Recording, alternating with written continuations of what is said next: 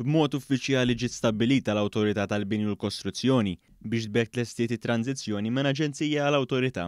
Dan tħabbar waqt żjara f'sit tal-Kostruzzjoni mill-Ministru għall-Ambjent Aron Farrugia u s-Segretarju Parlamentari għall-Kostruzzjoni Krista Ġus. B'hekk tlestiet riforma oħra kruċjali għal dan is-settur.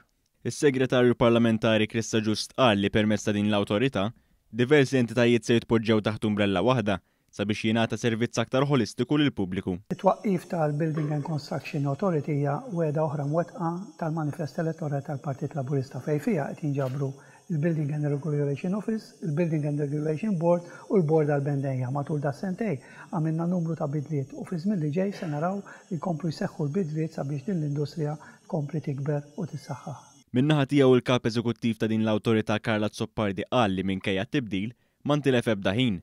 Hekk kif il-fera eżekuttiva tal-awtorità diġà qed timmira għal trasformazzjoni fis-settur. Dimna fuq pjantazzjoni li jirrigwardja mal-ewwel affarijiet bażiċi u wieħed minnhom huwa l-reġistrazzjoni tal-kuntratturi u dawk li huma self-employed biex ovvjament inħarsu lej framework illi prattikament jara u jissalvagwardja il-binja kemm meta tkun qed issir kif ukoll fl-expectancy tagħha going forward.